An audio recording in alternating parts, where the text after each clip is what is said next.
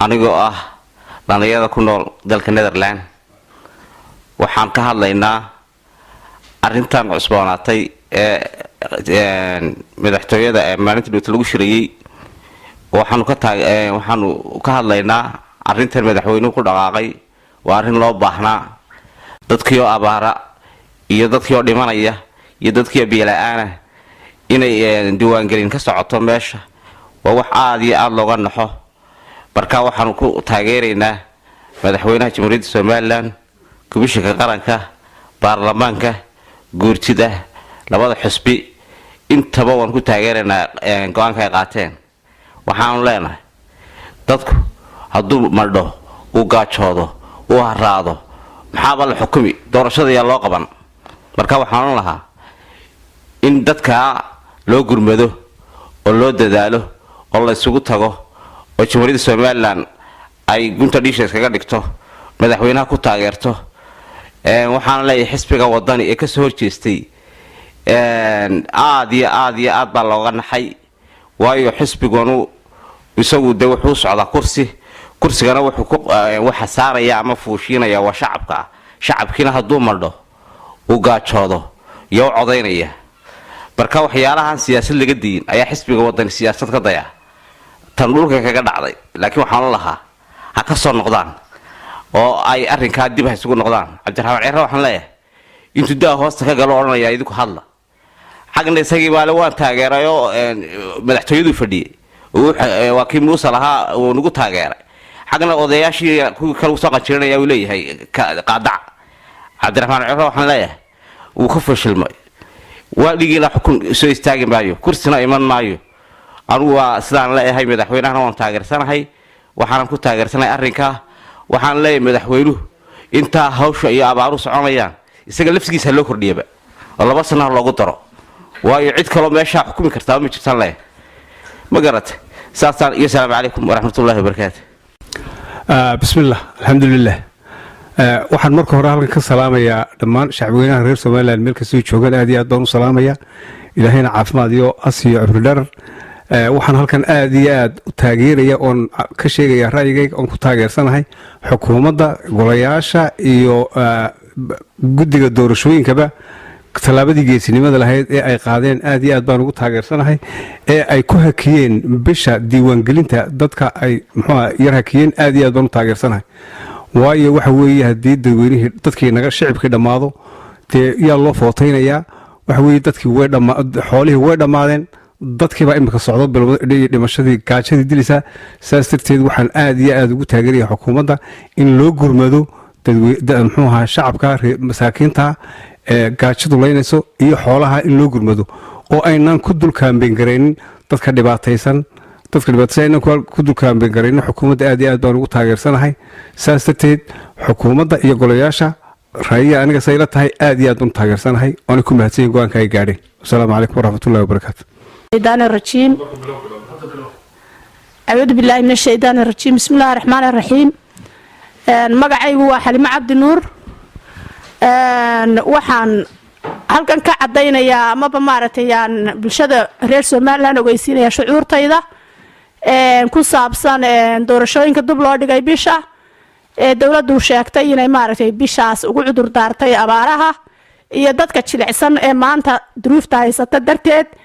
marka waxaan halkan shacabka reer Soomaaliland gudo iyo dibadba halka kanaan maxay tahay ra'yigayga uga soo jeedinaya arintaas waxaan u arkaa arin muhiim ah waayo sida dawladduba sheegtay qofku haduusan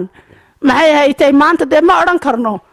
duruuf maanta ballaaran baa timi ma oran karno maanta maxay tahay marmarsiiyay dawladdu wada ama maxay tahay waxay wadaa maxay tahay dee dubuxoqoshay wadaa waa arrin cadow waadix ahoo ummadda wada aragto oo indhaha lagu wada hayo waa arrin ballaadhan waa dhibaato ballaadhan oo baahsan oo dalkeenii ilaa maxay tahay waqooyi ilaa galbeed ku faafsan dadka adduunyana waa dhammaatay waa la ogyahay dadkiina way jilicsan yihiin waxna waaba dhinteen hadda waxaa bilaabatay sida aanu telefishinada ka arkayno geeridii dadka arrintaa darteed waxaanu taageersannahay amaba aanu annaguba ku talin lahayn ka shacab ahaan in maxay tahay dowladda iyo shacabkuba safkartaan oo dub loo dhigo doorashooyinka diiwaangelinta doorashooyinka arrintaas ayaan taageersannahay qof walibana dee waxaa la yidhi qofku hadduusan nigis haysan koofiyad ma xidhan karo qof aan qadadii haysani ma codayn karo qof aan qadadii haysani ma codayn karo qof aan qadadii haysani ma codayn karo haddii la yidhaahdo qofka qadaynaya codka ha laga qaato qofka jilacsane aan codayn karinna somalilander maaho looma baahnin ha laga tagana taasuna maaha caqli somaliland maanta gurmad badan bay u baahan tahay mid dabaddaa bay u baahan tahay mid dalkaa bay u baahan tahay caqli bay u baahan tahay xisaabtan bay u baahan tahay waayahan adag ee maanta haystaa nin la soo saaraya waa mid ka culus waa in maxay ay tahay arrintaas si aad iyo aad iyo aada waa in arrintaa hoos loogu eegaa waa in gurmad badanna la galaa maskax badanna la isticmaalaa maxay ay tahay dadkana loo naxaa waa in shacabka iyo maatada la badbaadiyaa waa in waalidiinta la badbaadiyaa waa in adduunyada wixii dhan sii noole maanta wax sii haysta waxooda la badbaadiyaa waa in gurmad la galaa dal iyo dibadba anigu saasaan odhan lahaa ka rayi ahaan ka xaliim ahaan waana mahadsan tihiin halkana waxaan ka salaamayaa dhammaan jamhuuriyadda somalilan madaxdeeda shacabkeeda haweenkeeda iyo dhammaanba maxay haytay wixii aniga muuqayga iyo magacayga yaqaana wassalaamu calaykum waraxmatullaahi wabarakaatu بسم الله الرحمن الرحيم بسم الله الرحمن الرحيم وان سلام يا دمان dadweynaha Soomaaliland oo dhan ayaan salaamaya waxaan ku maxayda hambalyeynaa dib loo dhigay diiwaangelinta dib loo dhigay aan halkan idinka hambalyeynaa sababtuna waxa weeyaan idinku hambalyeynaa sida dadka loogu naxariistay maadaama duuyadii dhamaatay dadkiiba maanta jooga in loo naxariisto oo maanta taagan ayaan idinku hambalyeynaa sidaasaana fiican waa go'aan aad iyo aad u wanaagsan oo nileenahay hambalyo inta aan raacsanayna waxaan la jecelnahay dadkooda inay u naxaan oo u naxariistaan haddii ilaahay aad isku naxariisataan ilaahay wuxuu yidhi dad isku naxariisataan idinku anna waan idin naxariisanaya naxariista ilaahay aan laga tegin dadka hoosa loo eego abaaraha xun ee baahsan ee dhacay ilaahay subxaana qaadiri keenay waa la isu kiin eegayaa waa dadkoo dhan waa lagu eegayaa waa la isu kiin qofkii waxaystii qof aan waxaysanba waa la isu kiin eegayaa hoosa la isu eego xoolii baa dhammaaday dadkiina way ku daba jiraan maanta waxa weeyaan ilaahay subxaana qaadirana hala bariyo ilaahay hala isku xidho wax dibad la idinka keenaan waxba idin anfacaynin wax banaanka la idinka keenaan idin anfacaynin wax bili aadmidisiyaan idin anfacaynin ilaahay subxaana qaadira ayaa maxay haydeen lagu caqabooyba oo maanta jabiye abaarta ilaahay waxaan ka baryaynaa oo ilaahay ka baryaynaa in ilaahay subxaana qaadira naxariistiisa uu ku soo eego dadka iyo duuyada masaakiinta ee dhamaanaya waxaan ku leeyahay diiwaangelinta dib loo dhigay hambalyo aad baan ugu faraxsannahay ilaahay waxaan ka baryayaa in ilaahay la garab galo dadkiina masaakiinta ah ee dhamaanaya ee xoolihiina maanta halkii ku daba jiraan xoolihii dhammaadeen dadweynihiina dhammaanayaan inaad wax u qabataan oo si hagar la'aana aad wax ugu qabataan ayaan idinku halbalyaynaynaa waanaan idinku raacsannahay maasha allah bismillaahi kariim baan leenahay dadka waxa loo qabto xoolaha intii dhammaaday ma intii kale waxa loo qabto hoosa loo eego waxaanu aad idinku raacsannahay sidaasaan idinku raacsannahay salaamu calaykum waraxmatullaahi wabarakaatu والصلاة والسلام على المرسلين صلى الله عليه وسلم السلام عليكم ورحمة الله وبركاته halkan waxaa ka hadlaya maxamed cali dheere oo degan wadanka Holland gaar ahaan magaalada Rotterdam waxaan maanta halkan isugu nimi inaanu ka jawaabno go'aamadii ka soo baxay labada gole iyo dawladda iyo madaxweynaha isla qaateen in dib loo joojiyo codbixiyaashii kaarka doorashada lagu geliyay in dib loo dhigo taasaanu maanta halka isugu nimi inaanu ku sii boodhno go'aanka ay qaateen ee aadka u wanaagsanaa ee loogu danaynayay dadkeena ku dhibaataysan abaaraha iyo jilaalada ka dhacaya dalkeena run ahaantii way ahayd mar hore in arrinkan wax laga qabto laakiin kulley taalafteeda duruufteeda leedahay waxaan u aragnaa in hawsheeda intaa gacanta lagu hayay laakiin maalintaasuna ay noqotay maalintii ay suurtagelisay hawshaasi waxaan intaa ku darayaa ammaan baan u soo jeedinayaa dawladda ugu soo jeedinayo gurmadka siday ugu samaysay dadka abaaruhu ay saameeyeen ee maalmahanba wasiiradii iyo madaxweyne ku-xigeenkii dhammaan ay gurmadka ugu jiraan iyo intii wax qaban karaysaba ama culimo ha noqoto ama baacmustar ha noqoto ama haween ha noqoto aad baan ugu hambalyeynayaa waxaana leeyahay halkaa ka sii wada qurba joogtana waxaan halkan ka leeyahay meel kastoo ay joogaan waa in inaguna aynu kala qayb qaadanno oo dadkaa dhibaataysan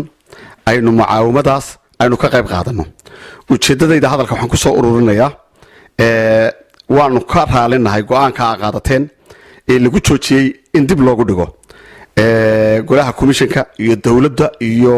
xisbiyaasha qaranka intuba isla qaateen raalli baanu ka nahay waanu nasiiboonaynaa calaashaan duruufta maanta dadkeenna haysata iyo dhibaatada haysata ilaahayna waxaanu ka baryaynaa in raxmaad khayr qaba iyo barwaaqo iyo bashbash ilaahay dhibaatada haysata inuu ilaahay ugu bedelo ayaanu ilaahay ka baryaynaa waxaana aad u sii ammaanayaa haweenka reer somalilan ee ku nool qurbaha iyo yurub iyo carabahaba sida ay uga qayb qaateen waxaan leeyahay raggana war sidaa gabdhuhu uga qayb qaadanayaan ee dadaalka ugu jiraan ee ay gurmadka ugu samaynayaan ee intay lugeeyaan lacagta ugu ururinayaan ilmaada realidinkuna ugu ururiya somalilan bari iyo galbeed waa isku mid waqooyi iyo koonfur waa isku mid somalilan meel kasta magaalo walba waa isku mid shacabku meeshii lagu bakteeyo in loo gurmado waa waajib weeyaan in loo kala hadhana maaha intaasaan anugu kaga baxaya waxba hadalka sii badin maayo odayaashii iga horreeyey baa hadalkii dhameeyey aad baan ugu mahadnaqayaa dowladda somalilan iyo shacabkeedaba siday isugu duwan yihiin ee ay ugu gurmadeen bulshada abaaruhu ay saameeyeen wasalaamu calaykum waraxmatullahi wabarakaatu بسم الله الرحمن الرحيم اللهم صل وسلم على نبينا محمد وعلى آله وصحبه أجمعين مقعيق وحوي عبد حاج عيسى محمد waxaan ka mid ahay guurtida mustambeedka ah ee horan ee somalilandarka waxaan doonayaa halkan inaanu ku qabanno abaaraha maanta dhulkii ka dhacay iyo go-aamada maanta dowladeennii maanta somalilan ka soo baxay taageero aan u fidinayno oo aan ku akidayno yacni dibudhigaa loo dhigay waxa la yidhaaho muxuu ahaa diiwaangelinta sababtoo aan u cuskanaynan ay tahay abaartaa wajiyada badan keentay dhimashada keentay baahida keentay haddii ilaahay ka dhigaya ee simada ah annagoo u cuskanayna saa aawadeed baanu ku taageeraynaa taa iyada halkaasaan kaga baxaya waxaan kale oo nimanka la yidhaaho commissionka odhan lahaa gobolada hore ee laga soo qabtay diiwaangelinta gobolka togdheer iyo gobolka hawd labadaba dadkii baableeshinka wuu hayaamay kilalka shanaad bay galeen kilalka shanaad markii ay galeen waxoogaa baa laga soo qadqaaday laakiin boqolkiiba 45 baan footiin roobka hadduu doo dadkaas wuu soo noqonayaa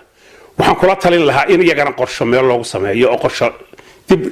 dib arrinta ay wax isaga weydiisaa mar kula talin lahaa taasuna waa qodobka labaad waxaan u soo gudbayaa wadani waxaan leeyahay xusbiga wadani marka hore waxaad ka mid tahay xusbiyada wadani dalka ayaad ka mid tahay marka xigtana dowladdaad ka mid tahay marka xigtana baableeshankaad ka mid tahay waxaan ku odhan lahaa dadka wax la qab oo goonidaad isu faquuqayso jooji saasaan ku odhan lahaa tala ahaan iyadigana waxaan kale ku soo gebagabeynayaa xalwinkii salaan carabay la baxay yaa cadan waxaa ugu yimid 2 nin niman baa isku qabtay gabayo dabadeedna markii ay arrintii isku qabteen baa salaan loo yimid waxa lagu yiri salaan oo nakala saar nin walba meeshaad u jeceshay ka soo gabay buu la kaala mishir gariif loo jiray buu siiyay lamar wakii ciise damash nin la baxay ciise cabdi loo jiray oo bilayska ingiriiska ahaan jiray oo lamar wanka isku waday baa arrintii wuxuu qaatay salaan inuu ka exday ama laalush qaatay ama qol ahaan ku saaciday dabadeedna salaan buu weerarado dhowr gabay ku tuuray wuxuu yiri ma facqaadaya iyo tolkii magac la doonayaba meel baa salaan iga dhacay marin la'aanidu dabadeedna ninkii la oran jiray salaan baa loo sheegay wuxuu salaan garaar yar buu kaga jawaabay wuxuu hadaad ciise cabdow adigoo cad cunaaya iyo antuu goran weydo bakhayl caana ahaato wala fuul cududaada cirkaas u jiraabu waxaan idin leeyahay wadaniyow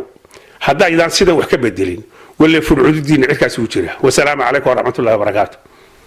bismillaahir rahmaanir rahiim halkan waxaan ka salaamayaa dhammaan ummadda muslimiinta meel kastoo joogaan gaar ahaan dadka reer Somaliland waxaan jeclaa inaan wax yar ka idhaahdo go-aanka uu ka gaadhay commissionku dib u dhigista diiwaangelinta arrintaasi aad baan ugu hambalyeynayaa waanan ku taageeraya waayo ilama aha dadka oo xilligan abaare aad u xumi ay hayaan inay dadku haddana doorashooyin iyo isdiiwaangelin kari karaan lagamaba yaabo dadku inay soo haleelaan ama awooddoodu halkaa keeni karto marka waxaan jeclaa aad baan maxaan ku dhahdaa arrintaas u taageerayaa talabaad in doon inay dhahdo waxa abaaro imika muddo aad u badan bay socdeen in dhowr bilooda waxa aad u fiicneyd in mar horeba dadka wixii lagu caawin karo lagu caawiyo aan la sugunin intuu roob imanayo marka imika waxaan rajeynayaa haddiiba alla ka dhigo oo mar dambe la kulano abaaro kale inay tanoo kale experience u noqoto oo dadku sidan imika oo kale ay ka tabaabulshaystaan si aanay sida imika oo kale marka xoolaha iyo dadkuba dhammaadaan aanay dhaqdhaqaaq loo samaynin intaanu kusoo gabagabaynaya wassalaamu calaykum waraxmatullahi wabarakaatu bismillahi raxmaan raxiim waxaan salaamayaa dhammaan dadka somalilan meel kastoo joogaan gudaha iyo dibaddaba waxaan leeyahay oonu ka codsannaa inay caawiyaan dadka masaakiinta ee abaarta ku jira ee aad arkaysid live telefishinka dadii xoolo dhimanaya walaalayaal iscaawiya istaageera haddaynaan istaakulayn tamar yeelan ayaan leeyahay dadka shacibka diiwaangelintana in dib loo dhigo u ku saxsantahay waayo in siyaasadoon lagu mashquulo maaha waana dadka shacibkuna wax qabsadaan oo iscaawiyaan siyaasiyiintuna ay caawiyaan marka taa laftigeeda waan ku raacsannahay shacib iyo dadweynena dadka kalena waxaan leeyahay hala istaageero guda iyo dibaddaba ha loo gurmado asalaamu calaykum waraxmatullah asalaamu calaykum waraxmatullaahi wabarakaatu marka hore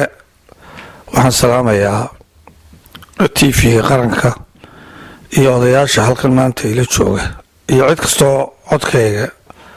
maqli doonta haddii ilaha yidhaahdo halkan waxaanu kaga hadlaynaa maanta go-aankii dhowaan ay soo saareen guddida komishinka iyo dowladda iyo xisbiyada qaranka iyo golayaasha guurtida iyo wakiiladu go-aankaasoo ahaa in muddo bila dib loo dhigo diiwaangelinta oo xoogga la isugu geeyo abaaraha baahsan ee ka dhacay waddanka go-aanka aniga oo magacaygu yahay cabdi sooraan waan saboorayaa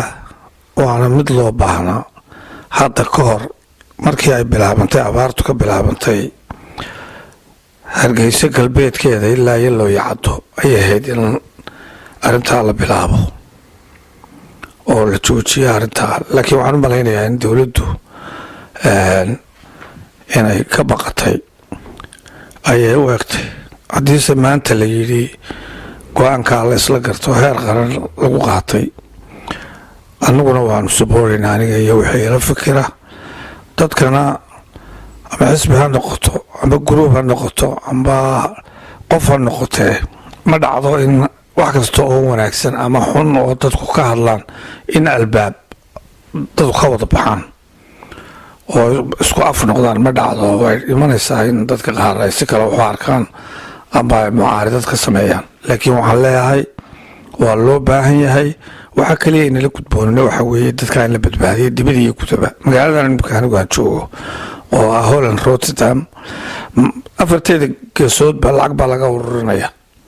waxaana loogu ururinayaa cid waliba waxay ku qanacday sawirada halkaa ka muuqda inaanay qaar mid laga aamusi kara inaanay ahayn sidaa darteed dee ninka jooga gudihii ee mas-uulka ah ee siyaasiga ah ee siyaasiyiinta joogta iyo mas-uuliyiintu ee hawshani dushooda ay tahay ee dadkaa maalin walba arkaya ee hawsha ku soo dhacayso maanta inay haddii laba ku roon yahay inay ay ku dul kambeyn gareeyaan absolutely ma banaanayn mana banaana waxaa kaliya inala gudboonna waxa weeye sida go-aankaasiba sheegayo inaynu kulligan gacmaha isu qabsanno wixii aynu isku caawin karayna dadkaa lagu caawin karayo hadday tahay heer degmo hadday tahay heer gobol iyo hadday heer qaran tahayba in dhammaan dadku guntadaan oo qaadhamada soconaya qaarba heer qarana qaar baa heer degmaa qaar baa heer gobola waxaan leeyahay mid walba waa loo baahan yahay xataa heer shakhsi baa jira oo qofku keligii wax dirayo oo dee faamiligiiba u dirayaa oo dhibaataysan marka waa arrin loo baahnaa waa arrin saxa waa arrin ilaahayna dembi dhaaf lagaga helayo halkan waxaan kaloo kaga yara faa'iidaysanayaa in weliba dowladda somalilan iyo mas-uuliyiinta iyo magaca dhaqameedka iyo cid kastaba aan halkan fariintaa uga gudbinayaa waxaa dhacda mararka qaar inagoo wax wanaagsan ka warramayna inuu nidhaahno waxaynu ku faanaynaa waxa arrinta caynkaa iyo caynkaas waxaanu ku faanaynaa nabadda waxaanu ku faanaynaa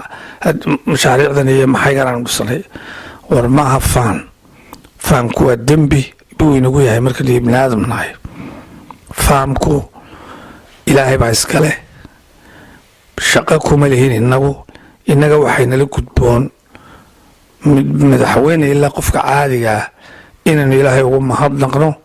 oonu ilaahay u mahadnaqno markaynu wax wanaagsan qabanno oo nabadda ilaahay ugu mahadnaqno roobka ilaahay ugu noqno barwaaqada ilaahay ugu mahadnaqno oo waxaynu qabsannay iyo horumarka ilaahay ugu mahadnaqno war kelmaddaa ha la bedelo oo ha laga foojignaado ta kale labaad waxaa ka faa'iidaysanayaa oo kale iyadana kaga faa'iidaysanayaa halkan waxaa dhacda qoladahan miidiya madaxweynaha ama wafdiga caynkaasoo tegi doona wadanka caynkaa iyo caynkaasa oo arrintaa u tocdo oo caynkaa iyo caynkaasoo martiqaad rasmiya ka helay wadanka caynkaasa bay idhaahdaan aniga inkastoo dee aanan qarankaa dhan odhan karin anigaa ka caqli badan laakiin arrinta anigu waan ka soo horjeedaa waxaan leeyahay warku ha dambeeyo wafdiguna ha tago waayo waxaynu leenahay cadow badan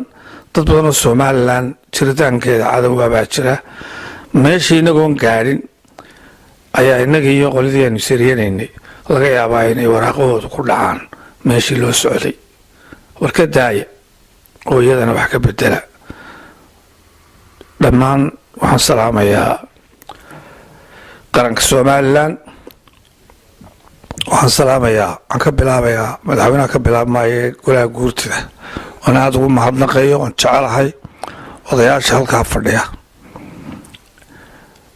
oo qaar baa idhahda waa la dooranayaa anugu in la doortaba aan raalli ku ahayn odhan lahaa kuwa inta cidi ka noosha waxba yaa la dooran golaha guurtida madaxweynaha jamhuuriyadda somalilan axmed maxamed maxamuud iyo madaxweyne ku-xigeenka cabdiraxmaan saylici waxaa kaloo ka salaamayaa dhammaanba dowladda somalilan waxaan ka salaamayaa golaha baarlamanka iyo golihiisa iyo soo qabta baarlamaanka iyo guurtida labadaba iyo labadooda gudoomiye iyo gudoomiye ku-xigeenada waxaana kaga baxaya wasalaamu calaykum waraxmatullaahi wabarakaatu mustafa cabdikariin cali muuqbaahiyaha qaranka somalilan magaalada rotterdam ee dalka holland somalilan tisqaaqay tallaabsatay oo dhaqaaqday jubtii la rabay ku toosto waxaa toobiya xadhaacday somalilan tisqaaqay tallaabsatay oo dhaqaaqday jubtii la rabay ku toosto waxaa toobiya xadhaacday